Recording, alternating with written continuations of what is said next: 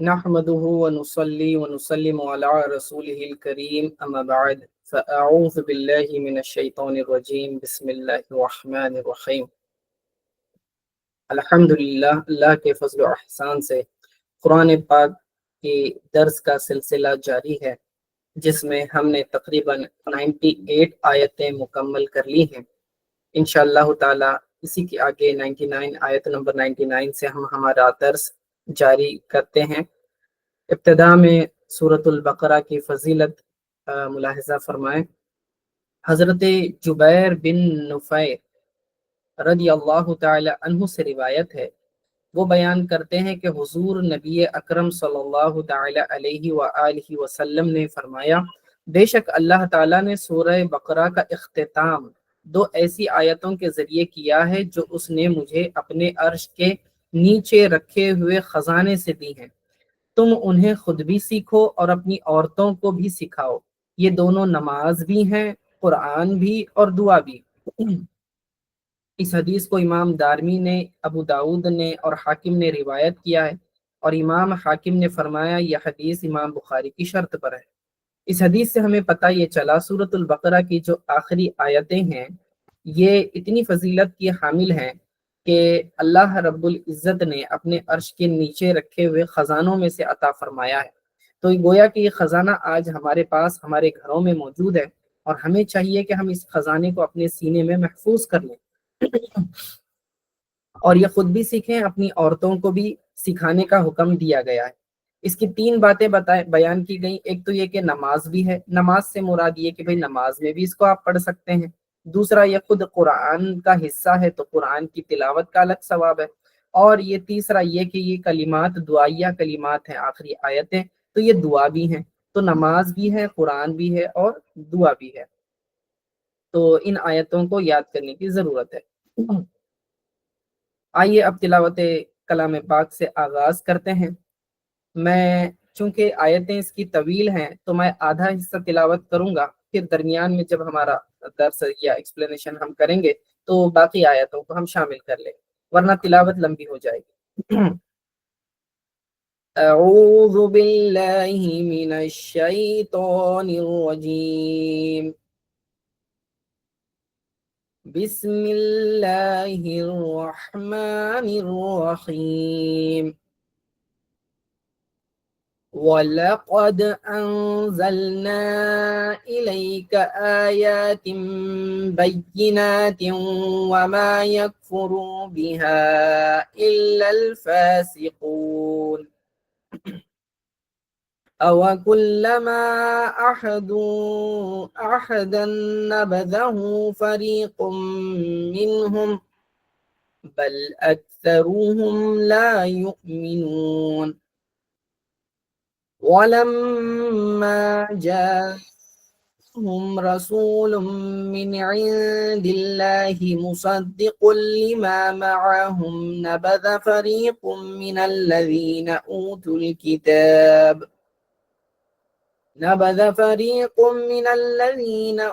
الْكِتَابَ كِتَابَ اللَّهِ وَرَاءَ ظُهُورِهِمْ كَأَنَّهُمْ لَا يَعْلَمُونَ وَاتَّبَعُوا مَا تَتْلُو الشَّيَاطِينُ عَلَى مُلْكِ سُلَيْمَانَ وَمَا كَفَرَ سُلَيْمَانُ وَلَكِنَّ الشَّيَاطِينَ كَفَرُوا يُعَلِّمُونَ النَّاسَ السِّحْرَ وَمَا أُنزِلَ عَلَى الْمَلَكَيْنِ بِبَابِيلَ هَارُوتَ وَمَارُوتَ وَمَا يُعَلِّمَانِ مِنْ أَحَدٍ حَتَّى يَقُولَا إِنَّمَا نَحْنُ فِتْنَةٌ فَلَا تَكْفُرْ فَيَتَعَلَّمُونَ مِنْهُمَا مَا يُفَرِّقُونَ بِهِ بَيْنَ الْمَرْءِ وَزَوْجِهِ وَمَا هُمْ بِضَارِّينَ بِهِ مِنْ أَحَدٍ إِلَّا بِإِذْنِ اللَّهِ وَيَتَعَلَّمُونَ مَا يَضُرُّهُمْ وَلَا يَنفَعُهُمْ وَلَقَدْ عَلِمُوا لَمَنِ اشْتَرَاهُ مَا لَهُ فِي الْآخِرَةِ مِنْ خَلَاقٍ وَلَبِئْسَ مَا شَرَوْا بِهِ أَنفُسَهُمْ لَوْ كَانُوا يَعْلَمُونَ صدق اللہ العظیم۔ ترجمہ عرفان القرآن کا سماعت کریں۔ اور بے شک ہم نے آپ کی طرف روشن آیتیں اتاری ہیں، اور ان نشانیوں کا سوائے نافرمانوں کے کوئی انکار نہیں کر سکتا۔ اور کیا ایسا نہیں ہے کہ جب بھی انہوں نے کوئی عہد کیا تو ان میں سے ایک گروہ نے اسے توڑ کر پھینک دیا، بلکہ ان میں سے اکثر ایمان ہی نہیں رکھتے۔ اور اسی طرح جب ان کے پاس اللہ کی جانب سے رسول حضرت محمد صلی اللہ علیہ وآلہ وسلم آئے، جو اس کتاب کی اصلاً تصدیق کرنے والے ہیں، جو ان کے پاس پہلے سے موجود تھی، تو انہی اہل کتاب میں سے ایک گروہ نے اللہ کی اسی کتاب تورات کو پس پشت پھینک دیا، گویا وہ اس کو جانتے ہی نہیں، حالانکہ اسی تورات نے انہیں نبی آخر الزماں حضرت محمد صلی اللہ علیہ وآلہ وسلم کی تشریف آوری کی خبر دی تھی۔ مزید برآں وہ یہود اس جھوٹ کی بھی پیروی کرتے تھے جسے شیاطین نے سلیمان علیہ السلام کی سلطنت کے حوالے سے گھڑ لیا تھا، حالانکہ سلیمان علیہ السلام نے کوئی کفر نہیں کیا تھا، بلکہ کفر تو شیطانوں نے کیا تھا، وہ لوگوں کو جادو سکھاتے تھے۔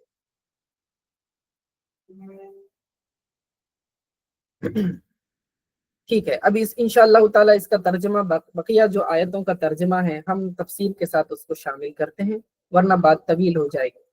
مضمون کے ساتھ چونکہ ہمارا کنیکشن رہے، پچھلی بار جو ہم نے پڑھا تھا اسی سے ہم دونوں کے درمیان ربط پیدا کرتے ہوئے بات کو جاری رکھتے ہیں کہ پچھلی آیتوں میں اللہ رب العزت نے ارشاد فرمایا تھا کہ جو کوئی فرشتوں کا دشمن ہو، خصوصاً حضرت جبریل علیہ السلام کا یا میکائیل علیہ السلام کا یا کسی بھی رسول کا یا کسی بھی فرشتے کا، تو اللہ تعالیٰ ایسے کافروں کا دشمن ہے، یعنی کہ اللہ تعالیٰ پھر ان کا انتقام لے گا۔ اب اگلی آیت میں اللہ رب العزت فرماتا ہے، اور بے شک ہم نے آپ کی طرف روشن آیتیں اتاری اور ان نشانیوں کا سوائے نافرمانوں کے کوئی انکار نہیں کر سکتا۔ اس کی شان نزول یہ ہے کہ جب رسول اللہ صلی اللہ تعالی علیہ وسلم نے یہ بیان کر دیا کہ مجھ پر یہ جو قرآن نازل ہوتا ہے یہ حضرت جبریل علیہ السلام لے کر آتے ہیں، تو یہود ناراض ہو گئے، کہنے لگے کہ ہم تو جبریل کو نہیں مانتے، وہ ہمیشہ عذاب لے کر آتا ہے ہمارے اوپر، اسی لیے ہم نہیں مانتے۔ تو اللہ تعالیٰ نے پچھلی آیت کا نزول فرمایا تھا۔ اس کے اندر ایک یہود میں ایک شخص تھا جو ان کا سردار تھا، ابن سوریہ یہودی، جو ان کا پیشوا تھا۔ اس نے کہا کہ اللہ تعالیٰ نے آپ کے اوپر کوئی بھی ایسی واضح روشن آیتیں نازل نہیں فرمائی جس کی وجہ سے ہم آپ کی پیروی کریں، ٹھیک ہے۔ اور اللہ تعالیٰ نے پھر اس کا رد کرتے ہوئے ارشاد فرمایا، اے حبیب صلی اللہ علیہ وآلہ وسلم، ہم نے آپ کی طرف روشن آیتیں نازل فرمائی ہیں جن میں حلال، حرام اور حدود وغیرہ کے احکام واضح اور تفصیل سے بیان کیے گئے۔ یہ روشن سے مراد یہ نہیں کہ آیتیں چمکنے والی ہوں، نہیں، روشن سے مراد جس میں کلیئرٹی ہو، اور یہ کتاب ایسی ہے کہ جس میں کلیئر کٹ احکام ہیں، حلال کے، حرام کے، سزاؤں کے وغیرہ، تو اسی لیے یہ واضح روشن کتاب کہلاتی ہے۔ اور اس کا انکار کون کرتا ہے؟ تو اللہ فرماتا ہے جو ہمارے احکامات کی اطاعت نہیں کرتا وہی شخص جو ہے ہماری آیتوں کا انکار کرے گا۔ اور یہاں جو فرمایا وما یکفر بہا الا الفاسقون، اور ان آیتوں کا انکار سوائے فاسقوں کے کوئی نہیں کرتا، تو یہاں فاسق سے مراد منافق اور کافر ہے، ٹھیک ہے، کیونکہ قرآن کے کسی ایک لفظ کا بھی اگر کسی نے انکار کر دیا تو کافر ہو جاتا ہے۔ اس کے بعد یہ جو فرمایا ہے اگلی آیت میں، او کلما عاہدوا عہدا، اور جب کبھی انہوں نے کوئی عہد کیا تو ان میں سے ایک گروہ نے اسے توڑ کر پھینک دیا، ٹھیک ہے۔ اب یہود کو یہ بتلایا جا رہا ہے کہ تم سے کئی عہد لیے گئے تھے، خصوصاً وہ عہد جو رسول اللہ صلی اللہ علیہ وسلم پر ایمان لانے سے متعلق تھا، اور اس کا ذکر تورات میں بھی کر دیا گیا تھا۔ تو اس پر مالک بن سیف نے کہا، جو کہ یہود میں سے تھا، اس نے کہا خدا کی قسم آپ کے بارے میں ہم سے کوئی عہد نہیں لیا گیا، اس کے جواب میں اللہ تعالیٰ نے پھر یہ آیت نازل فرمائی اور فرمایا گیا کہ یہودیوں نے جب کبھی کوئی عہد کیا تو ان میں سے ایک گروہ نے اس عہد کو ویسے ہی پیٹ پیچھے پھینک دیا، بلکہ ان میں سے اکثر یہودیوں کو تورات پر ایمان ہی نہیں، اس لیے کہ وہ عہد توڑنے کو گناہ نہیں سمجھتے اور نہ ہی اس بات کی کوئی پرواہ کرتے ہیں۔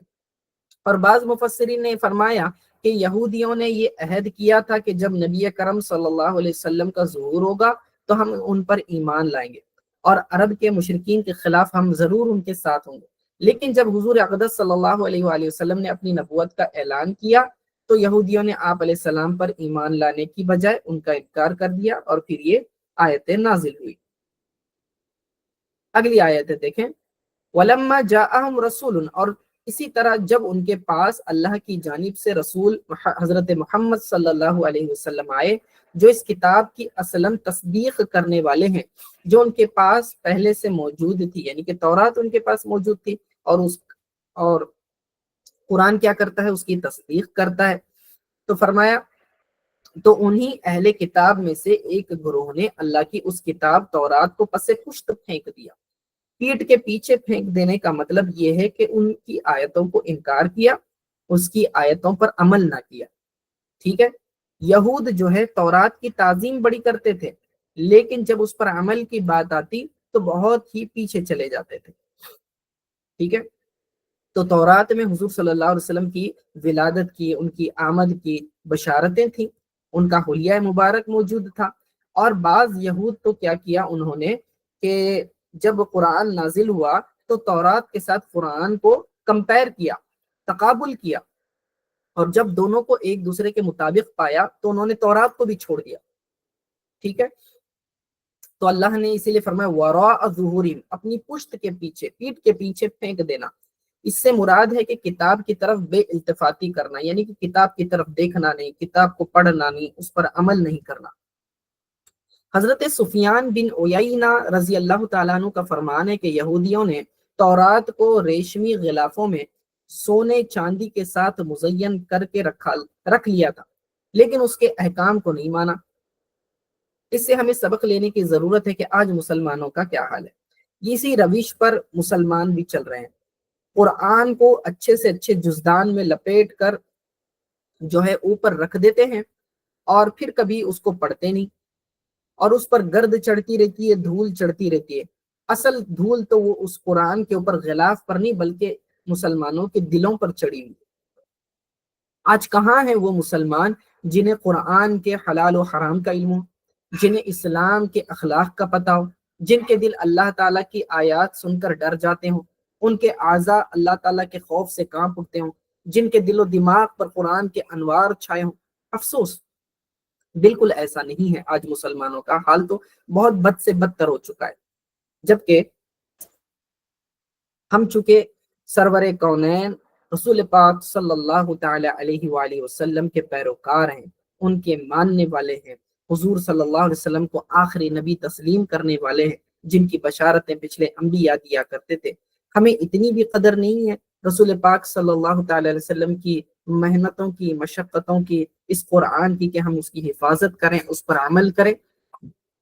اور آج قرآن سے دوری کا یہ سبب ہے، اسلامی عقائد سے دوری کا یہ سبب ہے کہ کئی مسلمان نت نئے فتنوں میں پڑ رہے ہیں اور اپنی ایمان کا سودا کر رہے ہیں۔ حال ہی میں آپ کو جیسے کہ آپ نے سنا بھی ہوگا نیوز وغیرہ میں کہ شکیل بن حنیف نام کا ایک شخص جو ہے ایک نیا فتنہ پھیلا رہا ہے، خصوصاً ہندوستان کے اندر۔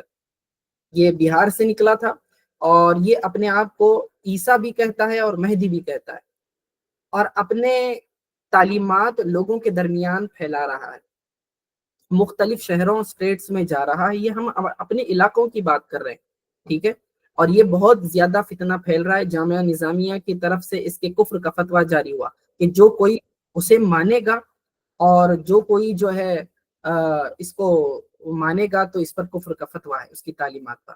اور یہی نہیں بلکہ یہ شہر اپنے مہاراشٹر کے اندر بھی یہ فتنہ کافی زوروں پر پھیل رہا ہے۔ اور یہ ٹارگٹ کسے کرتے ہیں؟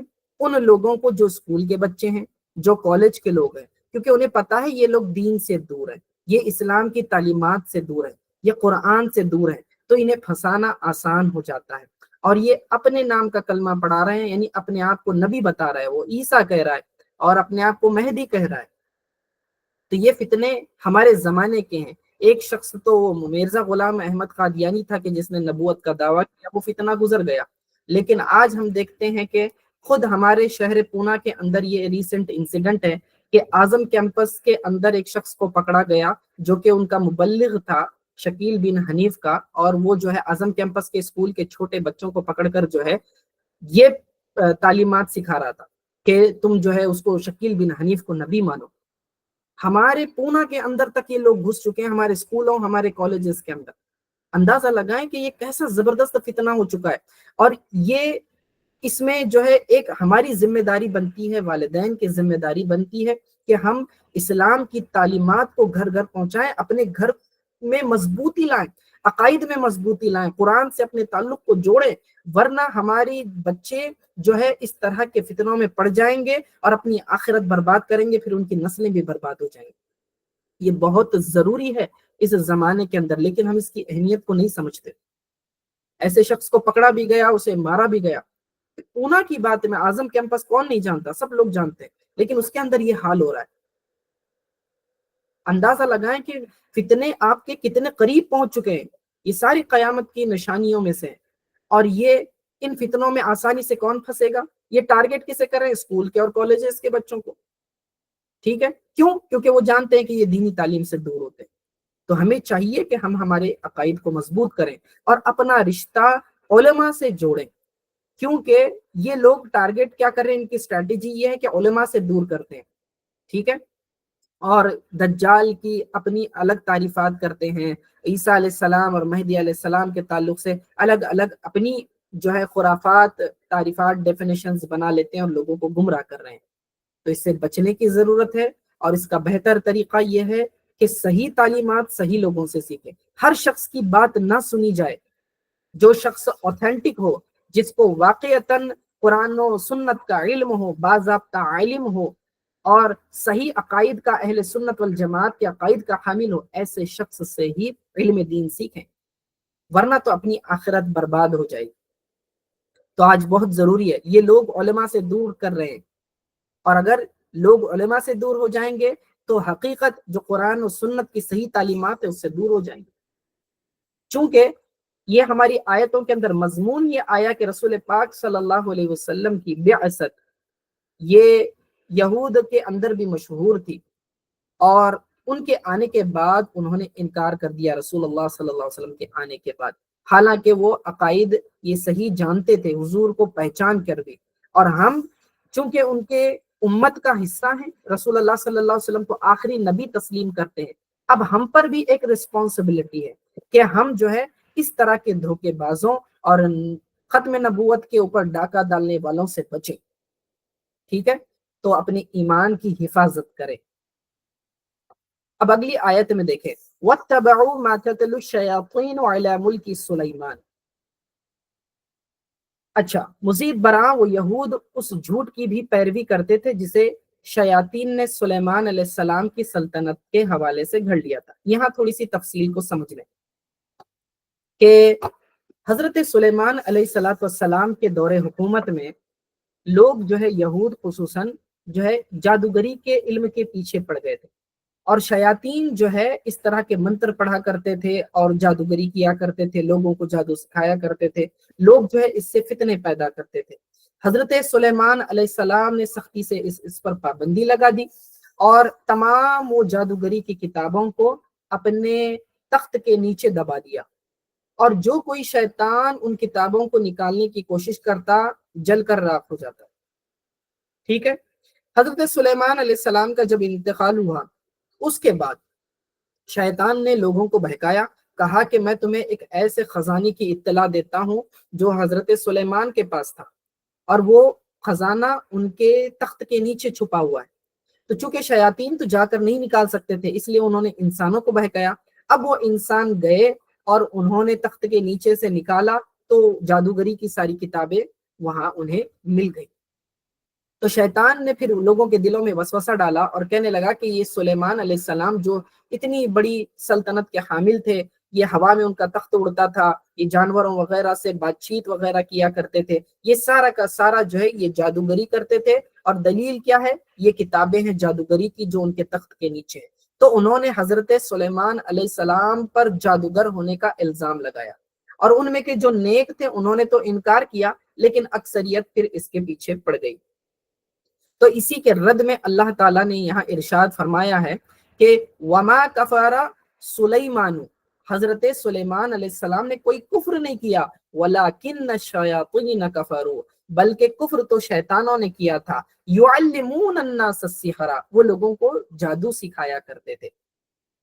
اور پھر اللہ تعالیٰ نے ان کی اور بھی آزمائش لی، اور آزمائش لینے کا طریقہ یہ تھا کہ اللہ تعالیٰ نے 2 فرشتوں کو نازل فرمایا بابل کے شہر میں، عراق کے، اور دونوں کا نام تھا، ایک کا نام تھا ہاروت، دوسرے کا ماروت۔ یہ دونوں کسی کو کچھ نہ سکھاتے تھے جب تک یہ نہ کہہ لیتے ہم تو صرف لوگوں کا امتحان ہے، ٹھیک ہے؟ تو اے لوگوں تم اپنا ایمان ضائع نہ کرو۔ وہ لوگ ان فرشتوں سے ایسا جادو سیکھتے جس کے ذریعے مرد اور عورت یعنی اس کی بیوی کے درمیان جدائی ڈال دے، جھگڑے لگا دے، حالانکہ وہ اس کے ذریعے کسی کو اللہ کے حکم کے بغیر کوئی نقصان نہیں پہنچا سکتے تھے، اور یہ ایسی چیز سیکھتے تھے جو انہیں نقصان دے اور انہیں نفع نہ دے۔ اس میں ان کا نقصان تھا، کوئی فائدہ نہیں تھا، اور یقیناً انہیں معلوم ہے کہ جس نے یہ سودا کیا ہے آخرت میں اس کا کوئی حصہ نہیں۔ انہوں نے اپنی جانوں کا بہت ہی برا سودا کیا۔ تو حضرت سلیمان علیہ السلام کی وفات کے بعد شیاطین نے وہ کتابیں نکال کر لوگوں سے کہا کہ حضرت سلیمان علیہ السلام اسی کے زور سے سلطنت کرتے تھے۔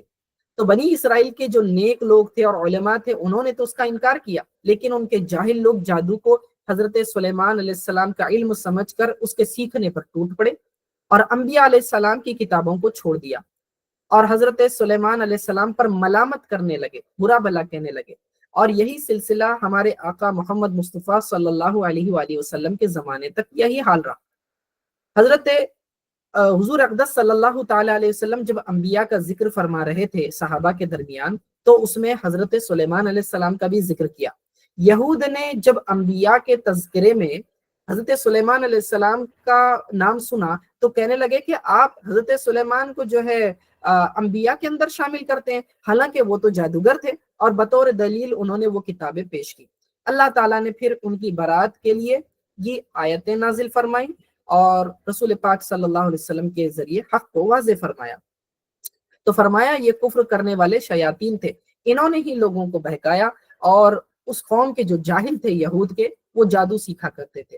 تو اللہ نے آزمائش ایسی لی کہ 2 فرشتوں کو بھیجا، وہ دونوں آئے اور وہ لوگوں کو منع کرتے تھے کہ جادو نہ سیکھو، ہم آزمائش کے لیے بھیجے گئے ہیں، لیکن وہ لوگ جو ہے زبردستی ان سے سیکھا کرتے تھے، ان کی بات کو نہیں مانتے تھے، اور جو نہیں مانتا تھا ان کو وہ سکھا دیتے تھے، کیونکہ یہ اللہ تعالیٰ کی طرف سے انہیں حکم تھا اس بات کا، تو وہ تو اللہ تعالیٰ کے حکم کی پیروی کر رہے تھے، اس سے فرشتوں کے اوپر کوئی الزام نہیں آتا۔ اور یاد رکھنا ہاروت اور ماروت کے متعلق جو ہے عوام کے اندر بہت ہی غلط باتیں مشہور ہیں کہ وہ ایک مرتبہ انہوں نے آسمان سے دیکھا لوگ گناہوں میں مبتلا تھے، تو اللہ سے کہنے لگا کہ اللہ تو نے ان کو جو ہے اشرف المخلوقات بنا، یہ تو گناہ کرتے ہیں۔ تو اللہ نے فرمایا چونکہ ان کے ساتھ نفس ہے تو یہ گناہ کرتے ہیں، تو فرمایا فرشتوں نے کہنے لگے کہ تم ہمیں بھی نفس دے، ہم اس کے باوجود تیری عبادت کریں گے۔ تو اللہ نے ویسے کیا، زمین میں آئے اور انہوں نے پھر گناہ کرنا شروع کر دیا، انہوں نے زنا بھی کیا اور جو ہے بچے کا قتل بھی کیا، شراب بھی پی وغیرہ وغیرہ۔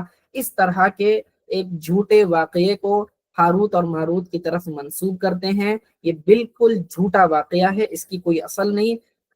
تمام مفسرین نے اس کا رد فرمایا ہے، کیونکہ فرشتے معصوم ہوتے ہیں اور فرشتے اللہ کی ذرہ برابر بھی نافرمانی نہیں کرتے، کوئی گناہ نہیں کرتے۔ لا یعصون اللہ ما امرہم ویفعلون ما یؤمرون، اور وہ فرشتے اللہ کے حکم کی نافرمانی نہیں کرتے اور وہی کرتے ہیں جو انہیں حکم دیا گیا، اور وہ خود بھی ڈرتے ہیں۔ تو امام فخر الدین رازی رحمہ اللہ فرماتے ہیں کہ اس آیت سے ثابت ہوتا ہے کہ فرشتے تمام گناہوں سے معصوم ہیں، کیونکہ وہ جو ہے غرور نہیں کرتے، جیسے سورہ نحل میں بھی آیا ہے وَهُمْ لَا يَسْتَكْبِرُونَ، وہ غرور نہیں کرتے، اللہ تعالیٰ کے اطاعت گزار بندے ہیں اور اللہ کے کسی بھی بات کی مخالفت نہیں کرتے۔ تو یہ جو فرشتے کہتے تھے فلا تکفر، تو کفر نہ کر، یعنی ہاروت و ماروت کے پاس جو شخص بھی جادو سیکھنے آتا تو یہ اسے پہلے نصیحت کرتے کہ جادو سیکھ کر اور اس پر عمل کر کے اس کو جائز و حلال سمجھ کر اپنا ایمان ضائع نہ کر۔ اگر وہ اس کی بات نہ مانتا تو جادو سکھاتے، مان لیتا، جو ہاروت و ماروت کی بات مان لیتا تو وہ اپنے ایمان کو بچا لیتا۔ ٹھیک ہے، تو اس طرح کی حرکت یہود کیا کرتے تھے، اور بعد میں پھر یہ الزام حضرت سلیمان علیہ السلام پر ڈال دیا اور انہیں جادوگر کہنے لگے۔ تو یہ بھی ایک فتنہ تھا یہود کی طرف سے۔ تو آگے اللہ رب العزت فرماتا ہے، سو تم اس پر اعتقاد رکھ کر کافر نہ بنو۔ اس کے باوجود وہ یہودی ان دونوں سے ایسا منتر سیکھتے تھے جس کے ذریعے شوہر اور اس کی بیوی کے درمیان جدائی ڈال دیتے، حالانکہ وہ اس کے ذریعے کسی کو بھی نقصان نہیں پہنچا سکتے تھے مگر اللہ ہی کے حکم سے، اور یہ لوگ ان سے وہی چیزیں سیکھتے جو ان کے لیے ضرر رسا ہوتی، یعنی کہ جو ان کو تکلیف پہنچاتی، نقصان دیتی اور انہیں نفع نہ پہنچاتے۔ اور انہیں یہ بھی یقیناً معلوم تھا کہ جو کوئی اس کفر یا جادو ٹونے کا خریدار بنا تو اس کے لیے آخرت میں کوئی حصہ نہیں ہوگا، اور وہ بہت ہی بری چیز ہے جس کے بدلے میں انہوں نے اپنی جانوں کی حقیقی بہتری یعنی اخروی فلاح کو بیچ ڈالا۔ کاش وہ اس سودے کی حقیقت کو جانتے۔ یہاں تھوڑی سی وضاحت کی ضرورت ہے کہ جادو کیا ہے اور اس کی مذمت کیوں کی گئی۔ علماء کرام نے جادو کی کئی تعریفیں بیان کی ہیں، ان میں سے ایک یہ ہے کہ کسی شریر اور بدکار شخص کا مخصوص عمل کے ذریعے عام عادت کے خلاف کوئی کام کرنا جادو کہلاتا ہے، اور جادو فرما بردار اور نافرمان لوگوں کے درمیان امتیاز کرنے، فرق کرنے اور لوگوں کی آزمائش کے لیے نازل ہوا ہے۔ جو اس کو سیکھ کر اس پر عمل کرے گا کافر ہو جائے گا، بشرط یہ کہ اس جادو میں ایمان کے خلاف کلمات اور افعال ہوں، اور اگر کفریہ کلمات و افعال نہ ہوں تو کفر کا حکم نہیں ہوتا۔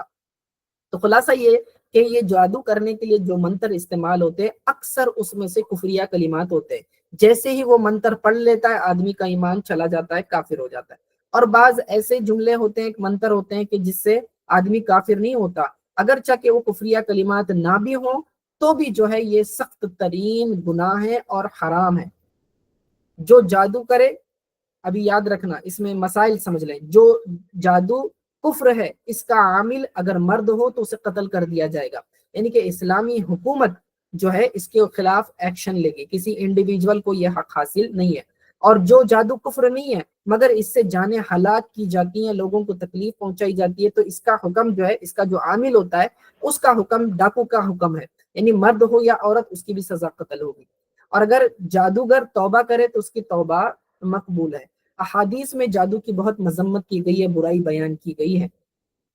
حضرت عثمان بن ابی عاص رضی اللہ تعالی عنہ فرماتے ہیں کہ میں نے حضور پرنور صلی اللہ علیہ وسلم کو ارشاد فرماتے ہوئے سنا، اللہ تعالیٰ کے نبی حضرت داؤد علیہ السلام رات کی ایک گھڑی اپنے گھر والوں کو بیدار کرتے اور ارشاد فرماتے، اے آل داؤد اٹھو اور نماز پڑھو، کیونکہ اس گھڑی اللہ تعالیٰ جادوگر اور ناحق وصولنے والے جیسے ٹیکس وغیرہ زبردستی وصول کرتے ہیں ان کے علاوہ ہر ایک کی دعا قبول فرماتا ہے۔ مسند احمد کی یہ حدیث ہے۔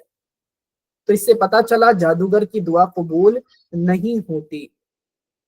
اور حضرت ابو موسیٰ اشعری رضی اللہ تعالی عنہ سے روایت ہے کہ حضور علیہ الصلوۃ والسلام نے ارشاد فرمایا، شراب کا عادی، جادو پر یقین رکھنے والا اور قطع رحمی کرنے والا جنت میں داخل نہ ہوگا۔ صحیح ابن حبان کی حدیث ہے۔ یعنی جو مسلسل شراب پینے کا عادی ہو، عادت بن چکی ہو، اور جادو پر یقین رکھ کے اس کو سیکھتا ہے یا جادو کروانے جاتا ہے یا خود جادو کرتا ہے یا پھر رشتہ داریوں کو توڑتا ہے، تو ایسا شخص جنت میں نہیں جائے گا۔ یاد رکھیں کہ یہاں جادوگر کے بارے میں جو بھی سزائیں بیان کی گئی ہیں یہ سزائیں دینا صرف اسلامی حکومت کا کام ہے، عوام الناس کو قانون اپنے ہاتھ میں لینے کی اجازت نہیں ہے۔ البتہ ہر ایک کو چاہیے کہ جادو کرنے والے سے دور رہے۔ ٹھیک ہے، تو یاد رکھنا اللہ رب العزت نے یہ جو آیت میں فرمایا وَمَا هُمْ بِضَارِّينَ بِهِ مِنْ أَحَدٍ إِلَّا بِإِذْنِ اللَّهِ، اور وہ کسی کو کوئی نقصان نہیں پہنچا سکتے تھے مگر اللہ تعالیٰ کے ہی حکم سے۔ اس سے یہ آیت سے یہ معلوم ہوا کہ حقیقی اثر پیدا کرنے والا اللہ ہے، اسباب کی تاثیر اللہ تعالیٰ کی مشیت یعنی اس کے چاہنے کے تحت ہے، اگر اللہ چاہے تو کوئی چیز اثر کر سکتی ہے، اگر اللہ نہ چاہے تو اثر نہیں کر سکتی۔ اللہ چاہے تو جادو کا اثر ہوگا، اللہ نہ چاہے تو جادو کا اثر نہیں ہوگا۔ اسی طرح اللہ چاہے تو آگ جلا سکتی ہے، اگر وہ نہ چاہے تو آگ نہ جلائے۔ پانی پیاس بجھا سکتا ہے، لیکن اگر اللہ نہ چاہے تو پانی پیاس نہ بجھا کر اسے بڑھا دے۔ دوا شفا دیتی ہے اللہ کے حکم سے، لیکن اگر اللہ جو ہے حکم دے تو دوا بھی پھر اثر نہ کرے۔ اسی طرح جادو میں اثر ہے، اگرچہ کہ اس میں کفریہ کلمے ہوں۔ جب جادو میں نقصان کی تاثیر ہے تو قرآنی آیات میں ضرور شفا کی تاثیر ہے۔ یوں ہی جب کفار جادو سے نقصان پہنچا سکتے ہیں تو خدا کے بندے بھی کرامت کے ذریعے نفع پہنچا سکتے ہیں، جیسے کہ حضرت عیسیٰ علیہ السلام بیماروں اور اندھوں اور کوڑیوں کو شفا بخشا کرتے تھے۔ خود قرآن میں موجود ہے یہ اس بارے میں۔ تو خلاصہ یہ ہوا کہ جادو سیکھنا یہ حرام اور سخت کبیرہ گناہ ہے۔ اور ایک اور حدیث میں آتا ہے کہ حضور علیہ السلام نے فرمایا 7 ہلاک کرنے والی چیزوں سے بچو، جس کے اندر جادو کرنا، قتل کرنا، اور جو ہے پاک دامن عورت پر تہمت لگانا، زنا کرنا، اور پھر اسی طرح اور بھی دوسری چند ایک گناہوں کا تذکرہ کیا۔ تو وہ جو 7 چیزیں ہیں جو انسان کو ہلاک کر دیتی ہیں، ان میں ٹاپ لیول پر جو ہے جادو کو بھی ذکر کیا گیا ہے۔ اس سے معلوم ہوا کہ جادو سیکھنا کتنا برا ہے۔ تو یہ اللہ نے رکھا کیوں جادو دنیا میں؟ آزمائش کے لیے، کہ کون اللہ تعالیٰ کے کلام کو پڑھتا ہے اس سے نفع حاصل کرتا ہے، یا کون جادو کے پیچھے پڑ جاتا ہے اور اس سے نقصان اٹھاتا ہے۔ ٹھیک ہے، تو جادو سے کوئی نفع نہیں، بس نقصان ہی نقصان ہے۔ اور یہ سیکھتے ہی اس لیے تھے کہ میاں بیوی کے درمیان کیا کریں؟ جدائی ڈالیں۔ اب اس میں تھوڑی اور وضاحت ہمارے اطراف کے ماحول کو لے کر سمجھنے کی ضرورت ہے۔ پہلے زمانے میں جادو بہت پایا جاتا تھا، اس زمانے میں جادو بہت ہی ریئر پایا جاتا ہے، کم پایا جاتا ہے۔ ایسا نہیں ہے کہ بالکل بھی نہیں ہے، اس کا وجود ہے، لیکن اس کے کرنے والے بہت کم ہیں۔ لیکن اگرچہ کہ اس کے کرنے والے کم ہیں، لیکن شیطان نے لوگوں کے دلوں میں اتنے وسوسے ڈال دیے ہیں کہ ہر چیز کو لوگ جو کمزور ایمان والے ہیں وہ جادو سے کنیکٹ کرنے کی کوشش کرتے ہیں۔ اب گھروں میں جھگڑے کیسے پیدا ہوتے ہیں کہ اب ماں ہے گھر میں، بیٹا ہے اور نئی بہو آئی ہوئی ہے۔ اب ہوتا یہ ہے کہ شوہر ذرا اپنی بیوی کی طرف راغب ہے، تو ماں کہنے لگ جاتی ہے ہاں یہ جو نئی بہو آئی ہے نا، یہ اس نے میرے بیٹے پہ جادو کیا ہے۔ پہلے میرا بیٹا ساتھ میں کھانا کھاتا تھا، پہلے میرا بیٹا خدمت کرتا تھا، اب نہیں کرتا۔ یہ جو آئی ہے نا عورت، یہ جادوگرنی ہے، اس نے میرے بیٹے پہ جادو کیا۔ یہ ایک تہمت ہو جاتی ہے، الزام ہو جاتا ہے، حالانکہ اسے ابھی پتہ نہیں ہوتا، ٹھیک ہے، کہ جادو ہوتا کیا ہے اور کرتے بھی کیا ہے۔ لیکن جو ہے شیطان اس طرح وسوسے ڈال دیتا ہے، اب ایک دل میں ایک فتنہ پیدا ہو جاتا ہے اور جھگڑے ہو جاتے ہیں۔ اسی طرح جو آنے جانے والے رشتہ دار ہوتے ہیں نا، ان کے اوپر بھی لوگ شک کرنے لگ جاتے ہیں۔ وہ فلاں خالہ گھر میں آئی، اس کے بعد سے ہمارا رشتہ ٹوٹ گیا، وہ خالہ پھپھی گھر میں آئی، اس کے بعد ایسا ہو گیا، یہ عورت تو جادوگرنی ہے، جادو ہی کرتی ہے۔ تو اس طرح کسی پر تہمت لگانا، اس سے کیا ہو جاتا ہے؟ ایک بدگمانی کا گناہ ہو جاتا ہے، اور یہ بھی کبیرہ گناہ ہے۔ اس طرح کے گھر میں فتنے پیدا ہو جاتے ہیں۔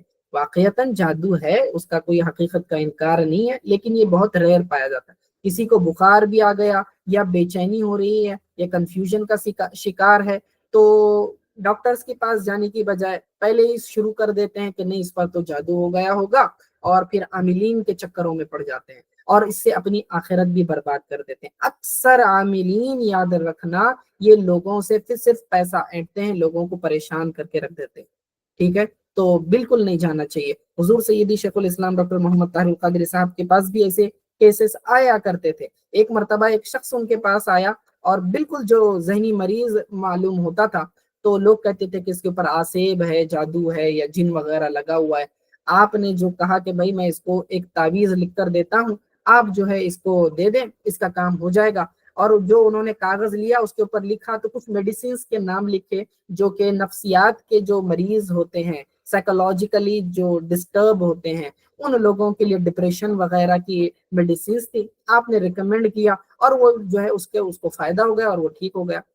تو اس واقعے سے بتانا مقصد یہ ہے کہ ہم کیا کرتے ہیں، فزیکل فینومینان کی طرف توجہ نہیں کرتے، ہر چیز کو کیا کرتے ہیں، ایک روحانی اینگل سے دیکھنے کی کوشش کرتے ہیں۔ سر درد ہو رہا ہے، چکر آ رہی ہے، یا پھر آدمی اکیلا خاموش بیٹھا ہوا ہے، پریشان ہے، لوگوں سے بات چیت نہیں کر رہا، یا لڑکیاں ہیں اسی طرح کی حرکت کر رہی ہیں، تو سب سے پہلا ذہن جاتا ہے بھائی اس پر جن ہوا لگ گیا، اس کو آسیب لگ گیا، اس کے اوپر جادو ہو گیا۔ اس طرح نہیں کرنا چاہیے، پہلے اس کا میڈیکلی علاج کرائیں، کوشش کریں کہ کیا ہے، ٹریٹمنٹ کریں، اس کا پورا جو ہے انالیسس کریں، اور ڈائگنوسس ہونے کے بعد پھر وہ ڈاکٹرز کی رائے لیں، مشورہ لیں۔ اکثر جو مریض آتے ہیں جو ڈپریشن کا شکار ہوتے ہیں، لوگ جو ہیں ان کو آسیب یا جادو زدہ سمجھ کر جو ہے عاملین کے پاس لے جاتے ہیں۔ اس سے ہماری قوم کو بچنے کی ضرورت ہے۔ اگر آپ کو اتنا شک ہے بھی، ڈاکٹر کے ساتھ علاج کراتے رہے اور قرآن پاک پڑھ کر دم کر دیا کرے، بس آپ کے پاس آپ کے گھر میں علاج موجود ہے، لیکن آپ نے وہ کام کرنا نہیں ہوتا، خود قرآن نہیں پڑھ سکتے، عاملین کے پیچھے چلے جاتے ہیں اور وہ جو ہے زندگیاں برباد کر دیتے ہیں لوگوں کی۔ ٹھیک ہے، تو اس سے بچنے کی ضرورت ہے۔ یہ ہمارے معاشرے کے اندر جو پھیلی ہوئی بیماریاں ہیں، برائیاں ہیں، اس کو میں ہائی لائٹ کر رہا ہوں، چونکہ اس آیت کے اندر یہ موضوع آ گیا جادوگری کا، تو میں نے جادو کیا ہوتا ہے وہ بھی بتایا، اور جادو کرنے کے لیے یاد رکھنا کہ بد سے بدترین اعمال کرنے پڑتے ہیں، کفریہ اور گندی گھنونے قسم کے کام کرنے پڑتے ہیں، کیونکہ اس کے اندر اللہ سے مدد نہیں طلب کی جاتی، بلکہ شیطان کو راضی کیا جاتا ہے، شیطان سے مدد مانگی جاتی ہے۔ جب شیطان کے شیطانی کام کیے جاتے ہیں تو یہ شیطان خوش ہو کر اس کے کام کرتا ہے۔ تو یاد رکھنا، جادو کرنا شیطان کو خوش کرنا ہے اور اللہ کو ناراض کرنا ہے، اور قرآن کا پڑھنا اللہ کو راضی کرنا ہے، اور جادوگروں کو جو ہے یہ کیا کرنا ہے، ناراض کرنا ہے، کیونکہ جادوگر اس کی استطاعت نہیں رکھتے ان کے قرآن کی، اور جو ہے شیاطین بھی اس کے قریب نہیں آ سکتے۔ کئی مرتبہ ہمارے مسلسل جب سے یہ درس چل رہے ہیں سورۃ البقرہ کے، میں بارہا بیان کر رہا ہوں کہ سورۃ البقرہ ایک ایسی سورہ ہے کہ جسے گھر میں آپ پڑھیں تو شیطان آپ کے قریب نہیں آ سکتا، گھر میں داخل نہیں ہو سکتا۔ جب شیطان داخل نہیں ہوگا تو کسی بھی بری چیز کا، چاہے وہ جادو ہو یا آسیب ہو، اثر کرے گا ہی نہیں۔ ہم نے ہمارا رشتہ قرآن سے توڑ دیا اور باقی سب سے جوڑ دیا، ٹھیک ہے، تو جس کی وجہ سے اس طرح کے نقصانات ہو رہے ہیں۔ تو ہمیں ضروری ہے، سب سے پہلی چیز جو نصیحت میں نے کی کہ اپنے عقائد کو مضبوط کریں، صحیح عقائد علماء اہل سنت سے سیکھیں اور اس پر عمل کریں، قرآن کو بھی سیکھیں اور اس پر عمل کریں۔ دوسرا یہ کہ جادو کرنا، جادوگری کروانا، یہ دونوں جو ہیں کفر ہیں، اگر اس کے اندر کفریہ کلمات ہیں۔ اگر کفریہ کلمات نہیں ہے تو پھر بھی کبیرہ گناہ ہے، اور ایسے شخص کی دعا بھی قبول نہیں ہوتی، اس سے بچنے کی ضرورت ہے۔ اللہ تعالیٰ سخت ناراض ہوتا ہے ایسا کرنے سے، اور آدمی ہلاک ہو جاتا ہے، اس کی زندگی تباہ و برباد ہو جاتی ہے۔ ٹھیک ہے، تو یہ چند ایک باتیں تھیں، اور یہ آیت کا پس منظر میں نے بتلا دیا کہ یہود نے حضرت سلیمان علیہ السلام کو جادوگر کہا، تو اللہ نے فرمایا کہ نہیں، سلیمان علیہ السلام نے کوئی جادو نہیں کیا، بلکہ جادو کرنے والے کون تھے؟ یہود تھے، شیاطین تھے، جو یہود کو جادوگری سکھایا کرتے تھے، اور پھر وہ جو جادوگری بند کروانے کے لیے انہوں نے کتابیں اپنے پوری قبضہ کر کے ساری کتابوں کو اپنے تخت کے نیچے دبا دیا تھا، لیکن بعد میں انہی پر الزام لگا دیا کہ وہ اسی کے ذریعے اپنی سلطنت چلایا کرتے تھے۔ تو دیکھیں، اس سے سمجھ میں آتا ہے کہ شیاطین وسوسے ڈال کر انبیاء کے متعلق بھی عقیدے کیسے بگاڑتے ہیں، اور ہمارے یہاں جیسا کہ فتنہ میں نے کہا شکیل بن حنیف کا، ایسے ہی لوگوں کے ذہنوں میں وسوسے ڈال رہے ہیں اور لوگوں کو بہکا کر حضور صلی اللہ علیہ وسلم کی نبوت کے خلاف غلط عقیدے لوگوں کے ذہن میں ڈال رہے ہیں۔ تو اس سے بچنے کی ضرورت ہے۔ اللہ تعالیٰ سے دعا ہے کہ اللہ تعالیٰ ہمیں نت نئے فتنوں سے ہماری حفاظت فرمائے، ہمارے ایمان کی، ہمارے اعمال کی حفاظت فرمائے، ہماری نسلوں کی حفاظت فرمائے، ہمیں قرآن کو پڑھنے، سیکھنے، اس پر عمل کرنے کی توفیق عطا فرمائے، جادو اور جادوگری سے اور جادوگروں سے ہماری حفاظت فرمائے، اور باطنی تمام شیطانی قوتوں سے ہماری حفاظت فرمائے، ہمارے بچوں کی حفاظت فرمائے، ہمارے گھروں کی حفاظت فرمائے، اور اس کلام پاک کی تلاوت کی برکات ہماری زندگیوں میں، ہماری نسلوں میں اتار دے، ہمارے گھروں میں اس کی برکتیں نازل فرمائے۔ وآخر دعوانا الحمد للہ رب العالمین۔ السلام علیکم ورحمۃ اللہ وبرکاتہ۔